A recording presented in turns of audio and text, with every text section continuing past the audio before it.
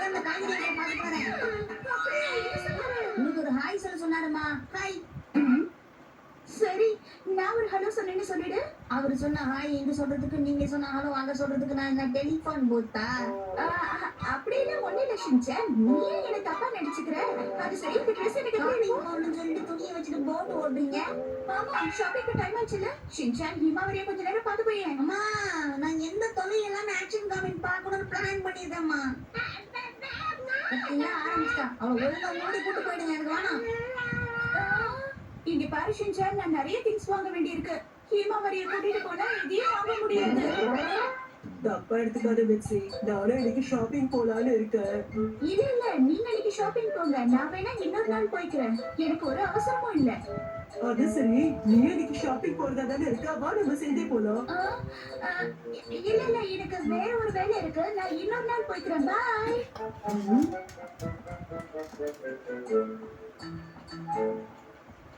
என்ன இது, மிக்ஸி இன்னைக்கு ரொம்ப விசித்திரமா நடந்துக்கிறா.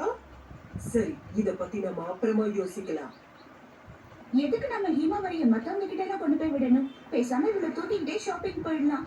ஹிமாவரி சமத்தா இருக்கணும். என்ன மிஸ்ஸஸ் நோஹரா, எப்படி இருக்கீங்க? ஹிமாவரி குட்டி, நீ எப்படி இருக்க? என்ன ரொம்ப ஆட்ட போட்டாளா? ஹிமாவரி, என்ன நீ கண்ட்ரோல் கிட்ட போகணும்னு ஆரம்பிக்கிறேன். நான் காய்கறி வாங்கலாம்னு வந்தேன். எது நடக்கக்கூடாதுன்னு நினைச்சனோ அதுதான் நடக்குது.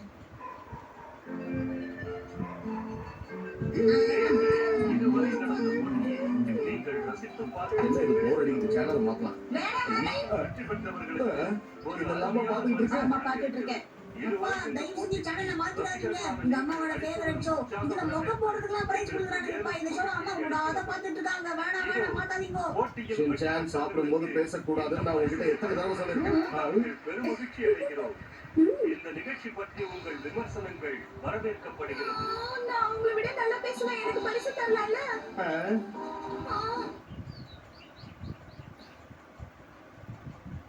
மிஸ்ஸஸ் நோஹரா, நான் உங்ககிட்ட ஒண்ணு கேட்கணும்னு நினைச்சேன். அந்த காய்கறி கடையில ஃப்ரீன்னு போட்டிருந்தாங்களே, அந்த ஆஃபர் இன்னும் இருக்கா இல்லையா? அது நேத்தே முடிஞ்சிருச்சு. என்ன? எங்களுக்கு தெரியறதுக்கு முன்னாடி உங்களுக்கு மட்டும் எப்படி தெரியுது? நான் தினமும் காய்கறி வாங்க போறதுனால எனக்கு எல்லா விஷயமும் தெரியுது. நீங்க வாரத்துக்கு ஒரு நாள் வாங்க போறதுனால ஆஃபர் என்னைக்கு போடுறாங்க போடலன்றது உங்களுக்கு தெரிய மாட்டேங்குது. அதுதான் நான் சொல்ல வந்தேன், வேற ஒண்ணும் இல்ல. மிஸ்ஸஸ் நோஹரா, நீங்க சொல்றது உண்மைதான். நாங்களும் இனி தினமும் காய்கறி கடைக்கு போறோம். ஒரு இடத்துல ஆஃபர்னு போட்டக்கூடாதே, உடனே லைன்ல போய் நின்னுடுவாங்களே. போன வாரம் ரெகுலரா அந்த கடைக்கு நான் போயிட்டு இருந்தேன். ஆனா அப்போ அந்த ஆஃபர் இருந்த மாதிரி எனக்கு நினைவில்லையே. ஆமா, எனக்கும் தெரியாது. இன்னைக்கு போய் பார்க்கலாம். ஆனா அந்த ஆஃபர் இருக்குமா இல்லையான்னு தெரியலையே. இன்னைக்கு வேற ஏதாவது ஆஃபர் போட்டிருப்பாங்க, போய் பாருங்க. Special offer, special offer, special offer, special offer. வீட்ல கீரை செஞ்சு ரொம்ப நாள் ஆயிடுச்சு. இன்னைக்கு பேசாம கீரை வாங்கிட்டு வந்துடலாம். கடை இன்னைக்கு லீவா? நான் இவ்வளவு தூரம் வந்தது இப்படி வேஸ்ட் ஆயிடுச்சு.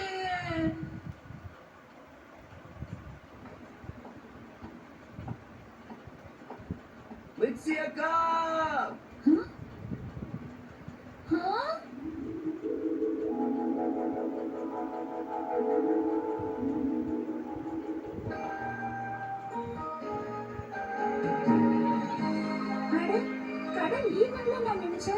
எங்க மாமா இன்னைக்கு சில பொருட்களை வாங்கிட்டு வர சொல்லி கடத்தலுக்கு அனுப்புறாரு.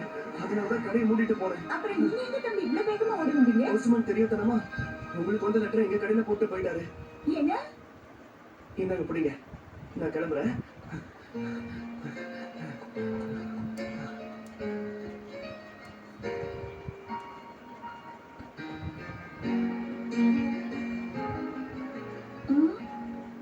நம்ம வீட்டுக்கு வர வேண்டிய லெட்டர் இவங்க கடைக்கு எப்படி வந்தது?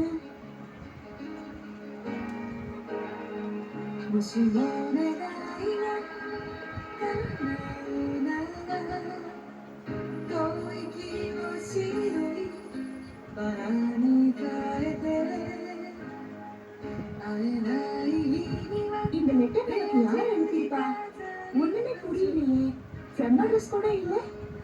இதை ஓபன் பண்ணலாமா வேண்டாமா?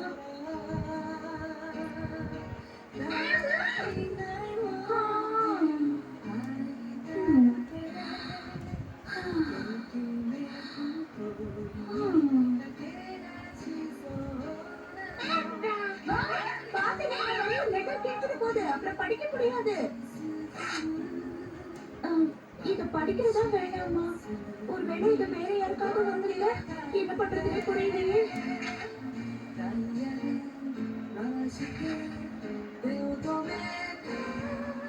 இருள் நிரந்தரம் அல்ல, விடியல் இருப்பதனால்.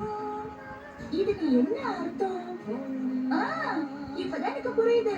எவ்வளவு பெரிய பிரச்சனையா இருந்தாலும் அதுக்கு நிச்சயமா ஒரு தீர்வு இருக்குன்னு இதுல எழுதியிருக்கு. ஒரு விஷயம் சொல்லட்டுமா ஷின்சான்? உங்க அம்மாவுக்கு வந்த லெட்டரை நான் தெரியாம படிச்சுட்டேன்.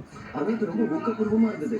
நீங்க என்ன சொன்னீங்க எனக்கு புரியல. நீ என்ன மாதிரி பெரியவளா வளர்ந்ததுக்கு அப்புறம் நானே உனக்கு சொல்லி புரிய வைக்கிறேன். அதை வச்சு நீங்க நிப்பீங்களா?